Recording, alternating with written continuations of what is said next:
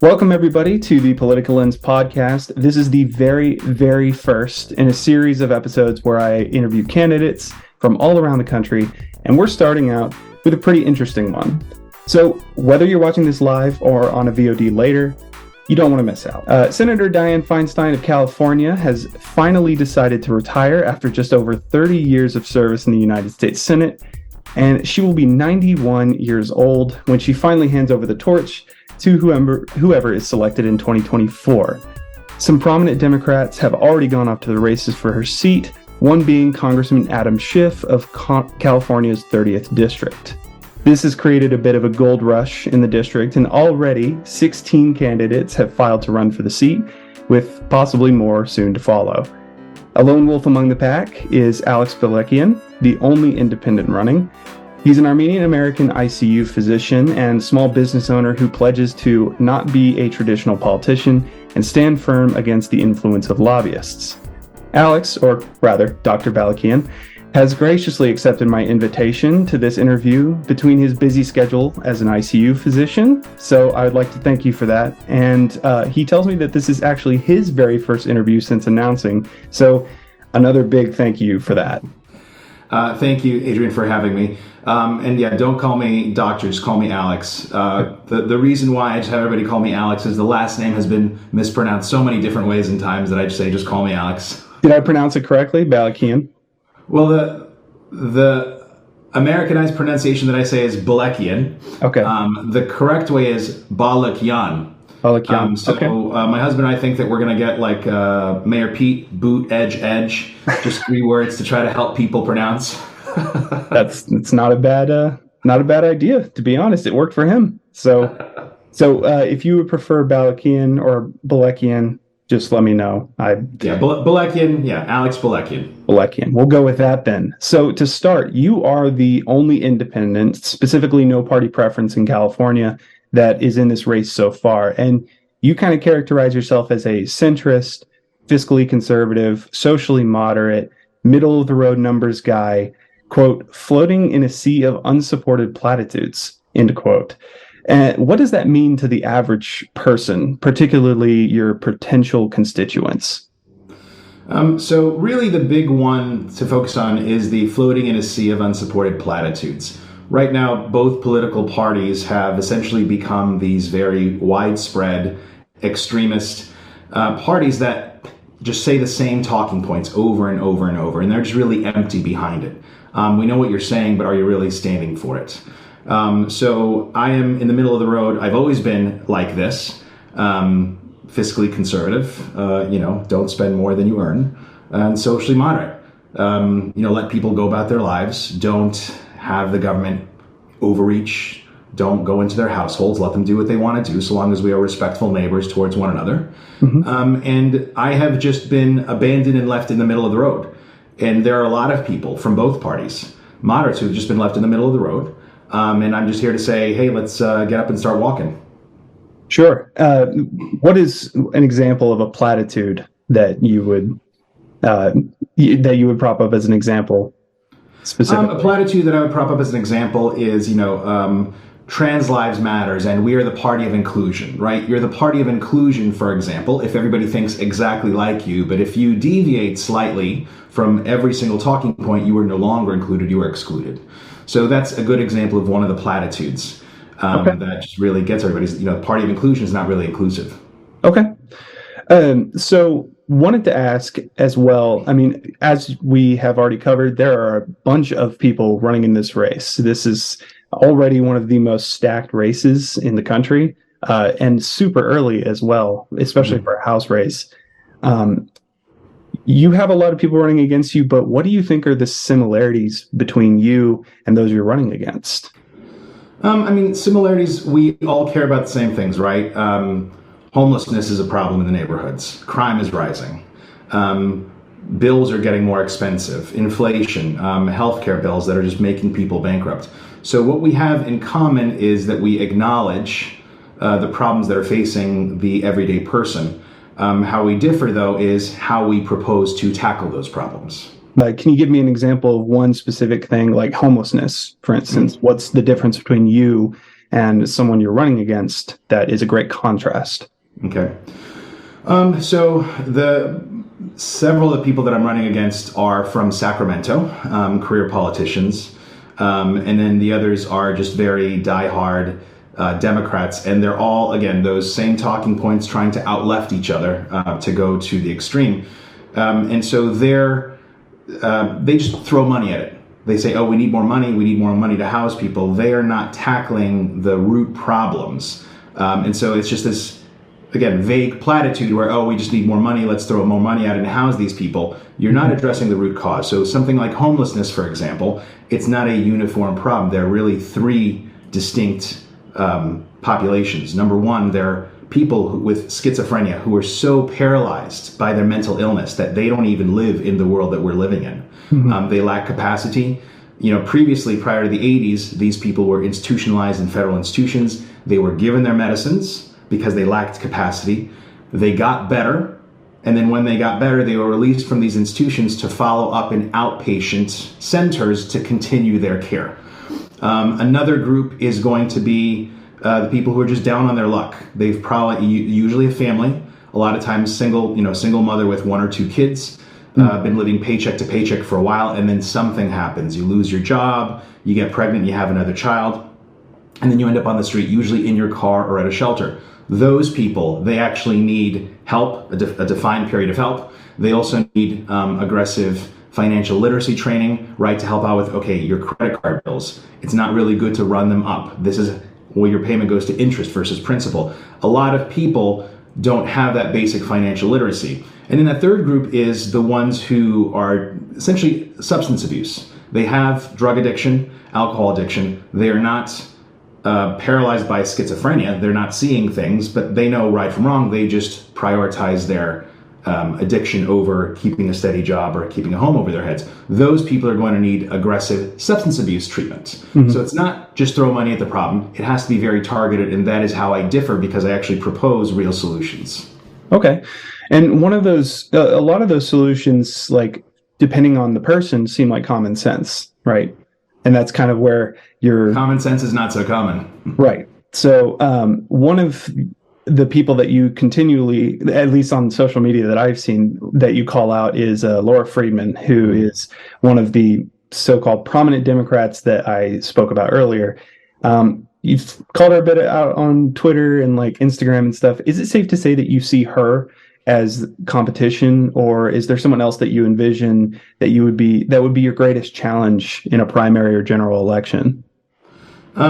Every one of the candidates is my competition. I would be a fool to ignore somebody and write them off. I mean, look at me, right? No party, no name, no track record as far as politics goes. Who is the one that you should write off? Me. So I'm not going to write any of those people off. Laura Friedman right now is the person that I'm focusing on. Prior to her, it was Anthony Portantino. So before this, I'm sure you heard, we made the news all the way to the UK. Glendale Unified School District protests about parents who opposed discussing sex and gender in front of their elementary school children, and then Antifa coming in and just causing a ruckus. So I was helping out my friends and neighbors. I don't have any kids in the school district. My husband and I don't have kids, but I am a product of the school district, and these are my friends and neighbors.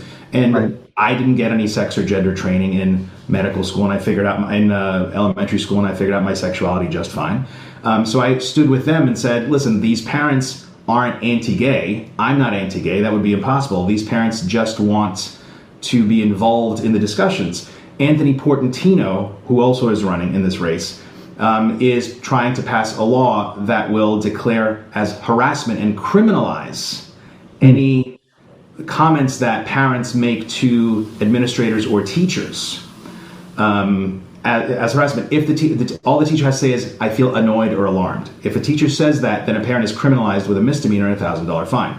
So last week, it was Anthony Portantino that I was trying to get at and say, these laws that you're trying to pass are wrong. This week, it's Laura Friedman. She's trying to pass a vaccine mandate for HPV for school-aged girls. In my Twitter post, I say, medically speaking, how that is not justifiable. And also what you should really do is try to, with education, persuade people to do things rather than make a vaccine mandate. So right now it's her. In addition, what she's doing is backing up Scott Wiener's law about trying to confiscate children from their parents if their parents don't affirm their trans identities. And so that's why she is in front of me right now. And as time goes on, I will focus on everybody else. But everybody is a serious opponent of mine. And what are these bill numbers, just so that people are aware and they can look it up for themselves that you're referencing?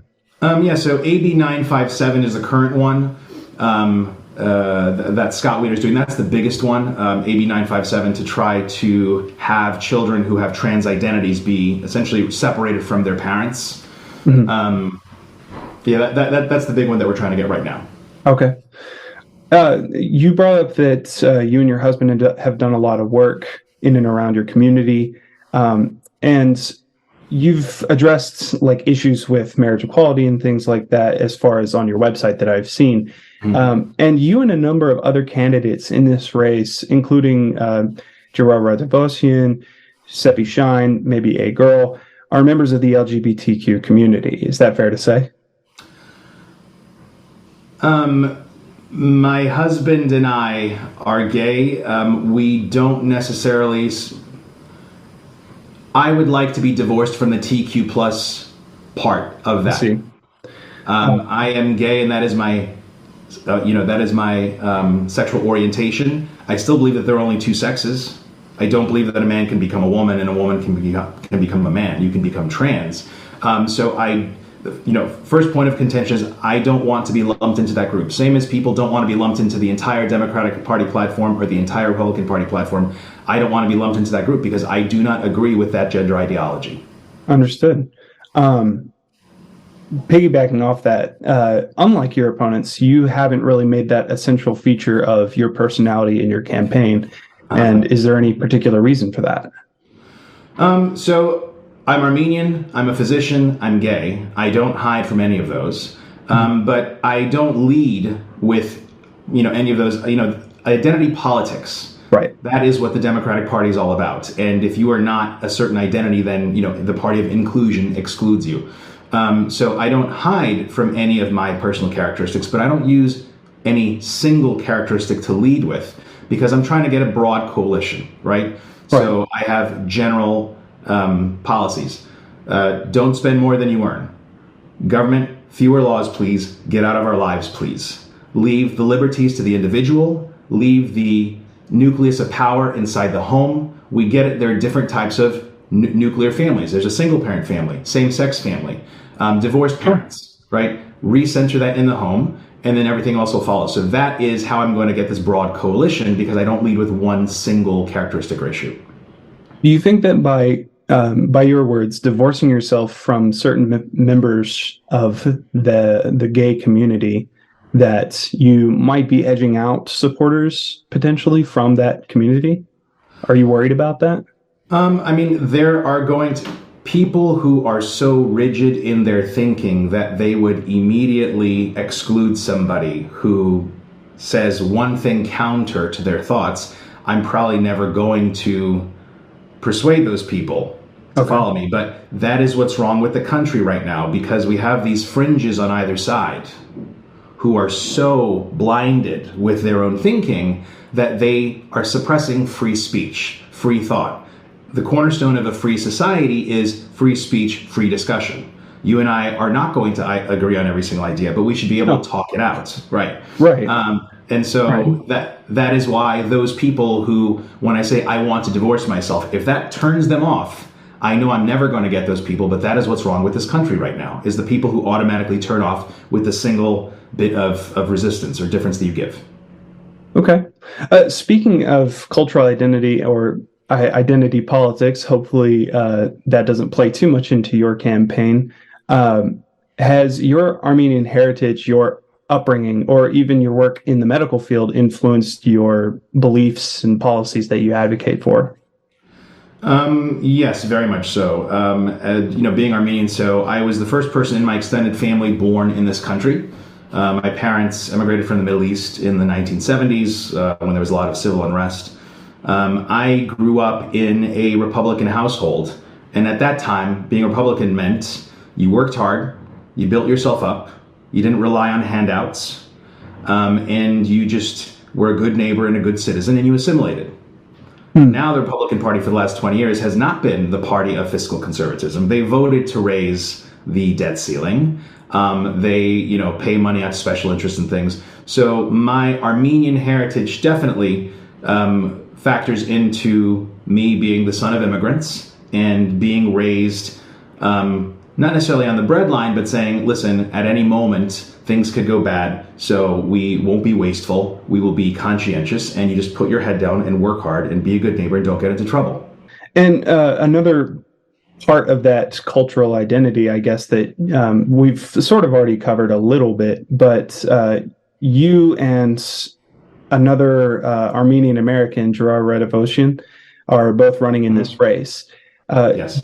Do you see any potential friction between you and him in trying to appeal to that demographic, or is appealing specifically to Armenian Americans not something you're zeroing in on or horribly focused on? So I've read Girard's platform. He and I have very divergent platforms, right? He's running as a Democrat. I'm running as a no party preference. So outside of being Armenian, our approach to the different issues is going to be different. As far as getting the Armenian vote, I am not counting on that for two reasons. Number one, people are free to do and vote however they please. But also number two, Armenians tend not to be very civically engaged. So although they will attend a protest, for example, protesting Azerbaijan or Turkey in front of the consulate, as far as getting out and voting, Armenians tend not to do that. So I'm not counting on them as this big voting bloc. Now, would I love it if we say, okay, let's get out the vote, let's try to fire these people up, get registered, update your registration and go vote? Absolutely. So we are going to use it as an opportunity to get out there and engage the Armenian community, to get registered if they're not registered, and also to vote. That's unfortunate. I didn't know that they are not very politically or civically inclined in that way. It's interesting, too, because this is definitely one of the most highly populated places in America for Armenian Americans, specifically like Glendale and West Hollywood. Do you see a problem? What is your strategy to get out the vote for that demographic? So the Armenians, without giving too much away, you don't have to lay out your game plan. Armenians tend not to vote often only because we look at it and we say, no matter what I do, it's going to be the same crap every day. I see. Okay. Same shit, different day. And so they're just kind of resigned to, I will make the best of my day, no matter who is, which corrupt individual is elected to office. So that is a lot of the reason why they don't vote. So hopefully I can inspire them and say, I'm incorruptible, I'm the anti-politician. I see. As far as getting out, you are very correct. We have an extremely variegated population in California 30. So you have the very ethnic population of Glendale and Burbank, and then you have the more leftward-leaning Hollywood, West Hollywood. It actually goes up almost up to Lancaster, which is very red. With their sensibility. So, and right now, because I'm neither Democrat nor Republican, and I'm just sitting there in the middle, we are completely reliant on word of mouth and grassroots. So we are, asking people, hey, listen, if you follow me on social, on Instagram, on Twitter, that's great. Please, let's have a coffee at your house. Invite 15 or 20 people. I would love to go out there, meet people, hear what's on their minds. So we have 7 months until the primaries roll around, until early voting rolls around. So it's in those 7 months, we're just going to be word of mouth and trying to spread out slowly. And this district, even though it was, we did have redistricting back in 2020, as late as 2021, it still remains one of the bluest in the country, and it's consistently elected Democrats since 1963. Yes, it does have that little sliver of deep-ish red. But I'm wondering how you plan to bridge the gap and pull moderates and potentially other Democrats to pick you on primary day, or at least pick you second, right? Because for those that don't know, California has a runoff rule where the top two candidates, regardless of party, go to the general election and then they vote on them. So. Yeah, thank you. So this whole notion, at least recently, of red and blue, if you go to the average person, does red fully represent you? Does blue fully represent you? Do these two parties speak for you? You will get a majority of people who say, no, they don't fully speak for me. There is a palpable discontent, and it has been there since 2016. I mean, you had the establishment parties, and then you had Bernie Sanders coming from the left against the established candidate Hillary Clinton, and then you had Donald Trump coming from the right against all the other establishment candidates. Mm-hmm. So that palpable discontent with the establishment has been there since 2016. It has not gone away. How do you know it's not gone away? Because Donald Trump is on his way back to getting the nomination. So our district is no different. People are still palpably exasperated by the red and the blue. And I think they just want somebody who is in the middle, not entirely like them, but isn't parroting these extremist talking points. And, I tell people, I don't lead with one quality, one characteristic of myself as my identity. I lead with my platform: fiscally conservative, socially moderate, fewer rules and laws, government stay out of our lives and just let us go about our ways. And the like-minded, reasonable people will gravitate naturally. It's simply a matter of getting the word out. Sure. And what would you say to naysayers who say that centrists are fence sitters or they can't decide? I am not a fence sitter because when you go to my website, alexforca30.com, I not only discuss but propose concrete solutions to many issues. So I'm not straddling the fence. I have marked my line in the sand. The reason I am a quote-unquote centrist right now is because the two parties have fled towards the extremes. We never moved. The majority of us never moved. We've just been abandoned here in the center. So if you wouldn't characterize yourself as a centrist, then that fiscally conservative, socially moderate, that's, to you, the most accurate way to describe you as a candidate. Yes. Correct. So fiscally conservative, socially moderate, like I said, I'm a very reasonable individual. My platform on my website, alexforca30.com, is full of very reasonable solutions. And I am open to discussing ways to fine-tune it. I'm not going to cancel you if you disagree with me. So people are hungry for that. Do you have a way, on your website, for people to put suggestions or anything like that, or file complaints? Yes, and we do. I send out periodic emails when we actually have certain issues. Send out video links for that. My view on, for example, new things that come up. And so, yes, people have an opportunity on that website to give me feedback, and they do, and I respond personally to every single comment. So, yes, I'm open for discussions. And also on the social media, on Twitter, AlexForCA30, on Instagram, AlexForCA30, we have plenty of people who we interact with. And again, people who don't agree with me, who call me names, alt-right, Nazi, fascist, and I still respond to them. I'm very respectful, nice, and you'd be surprised after a couple of insults that are lobbed, how they actually kind of calm down and we have reasonable conversations. You have addressed a number of issues on your website, one of them being term limits specifically. You're actually, that's one of your taglines that you're running on. And I was hoping that you could elaborate on that. And if elected, what is a ballpark of a minimum or a maximum years or terms that you would work to enact? So for term limits, right, the president already has 2 terms, 8 years, with the 22nd Amendment. So you'd have to pass another constitutional amendment because the baseline terms are outlined in the Constitution. But for senators, it would be 2 terms, a total of 12 years. And for representatives, it would be 3 terms, a total of 6 years. Okay. So that is where I would put them. And again, term limits are not a new idea. No. Term limits were actually introduced on the House floor in 1995 and actually passed the House of Representatives, but not with the 2/3 majority. That happened back with Newt Gingrich and the Republican Revolution during the Clinton years. And the reason we're going to be successful this time around is twofold. Number one, I'm going to get an assignment on the Judiciary Committee, the House Judiciary Committee, where these are introduced. Every single year since 1995, in both the Senate and the House, term limits have been introduced, but it dies in the Judiciary Committee. And on my website, I've listed all of the heads of the Judiciary Committees in the Senate and the House who have killed those bills, 1995 being Joe Biden. And I've also listed how many years they've been in office. So that's one way that I'm going to do it, is I'm going to be on the Judiciary Committee and shepherd it through to the floor vote. Number two, social media is a wonderful, wonderful tool. And you can immediately have guilt all of Congress and Senate and say, hang on a minute, you are not voting to limit your power. How dare you do this? In 1995, we did not have that. So social media is going to be the way that we complete this task. Where are you in terms of favorability with things that are called litmus bills, where somebody puts a bill on the House floor just to see who votes against it or for it? So again, one reason why people are so exasperated by the two-party system is there is no consistency. If you say, fine, the Republican Party has these principles and the Democratic Party has these principles, on paper they have the principles, but they do not abide by those principles consistently. So what are my principles? Number one, a balanced budget.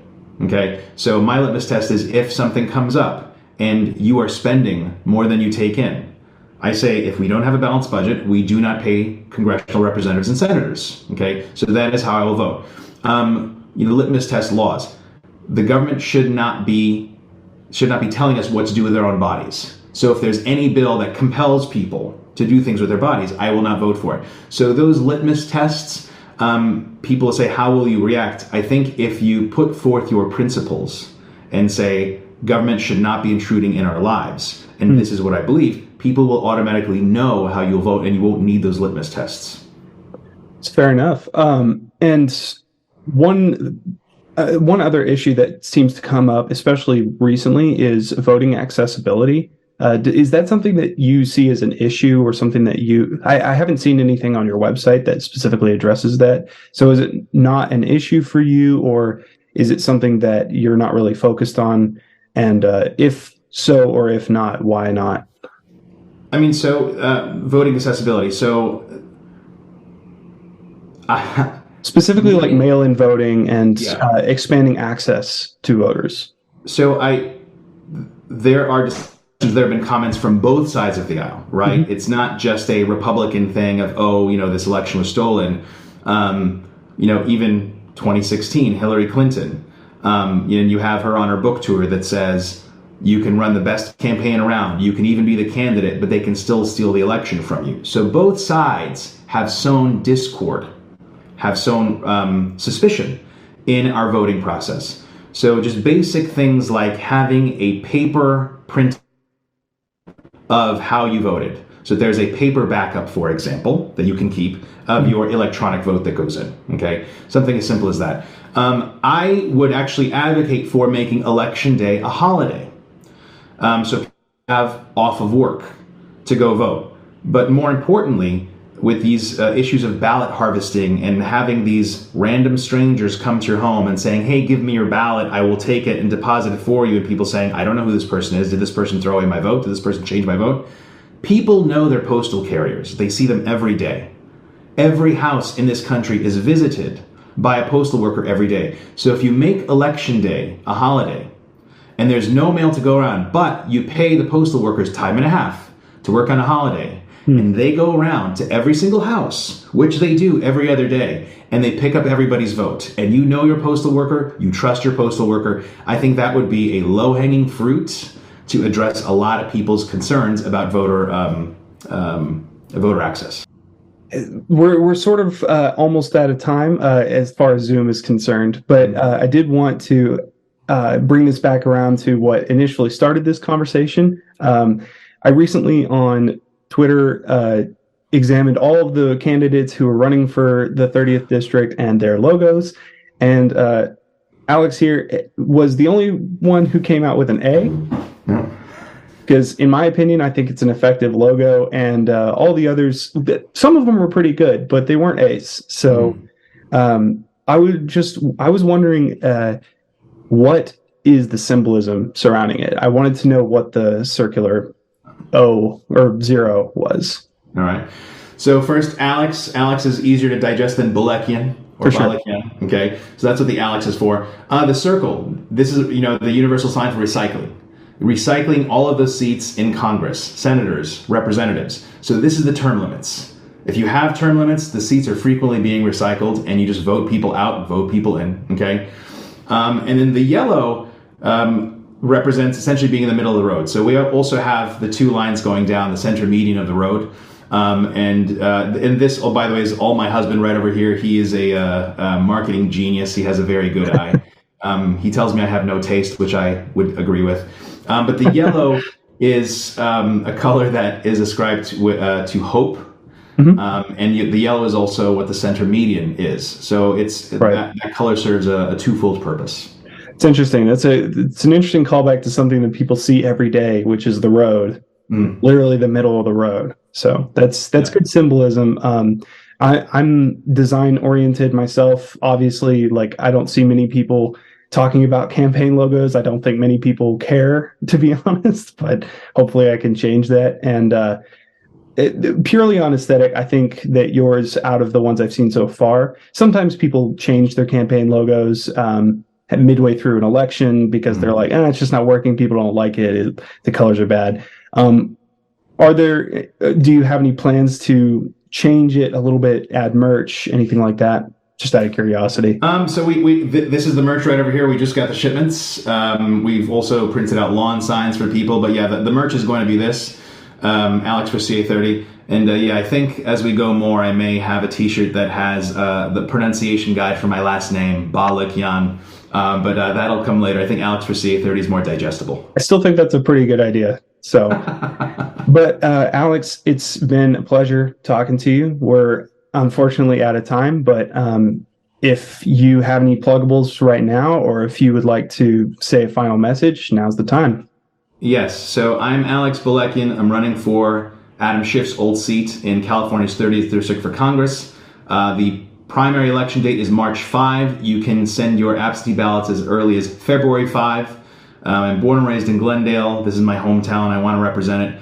And I don't want to see any of these Sacramento career politicians representing me. I want to represent my friends and neighbors. You can go to alexforca30.com. We also have our Twitter and our Instagram, Alex for CA-30. I would love to hear from you. Please spread the word. Thank you so much, Alex, for joining me today. And everybody who's watching out there, please make sure to subscribe to PoliticaLens. We're on YouTube, Twitch, TikTok, most of the social medias, not all the social medias, unfortunately. But and we're hoping to do more interviews like this, where I get to talk to candidates, especially ones that will respond to my DMs. Alex was gracious enough to take the time with me today, and I really appreciate that again. So thank you. And I hope your weekend goes well in the ICU. Thank you. Fingers crossed. Thank you very much. Yeah. Have a great rest of your day, and everybody else out there, have a great weekend. See you next time.